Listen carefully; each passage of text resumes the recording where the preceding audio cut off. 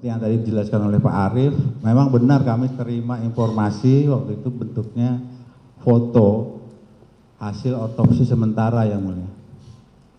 Nah, hasil otopsi sementara yang jadi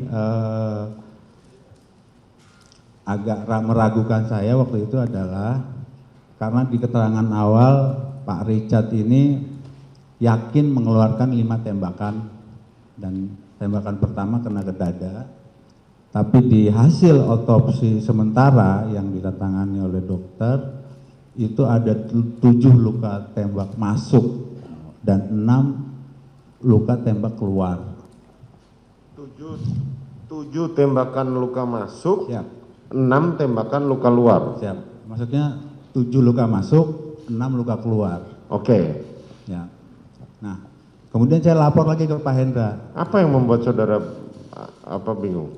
Karena tembakannya Pak Richard kan cuma 5 yang mulia. Kenapa ada 7? Siap, itu. Nah, kami lapor lagi ke Pak Hendra. Izin Bang, ini ada informasi dari Arief seperti ini. 7 luka tembak masuk, 6 luka tembak keluar. Coba Gus pastikan lagi. Karena Pak Richard waktu itu yakin tembakannya 5 kali. Oke, itu masih pukul 8 malam ya? Oh, itu udah jam 2 dini hari. Jam 2 dini hari saudara sudah mendapatkan hasil otopsi dari saudara?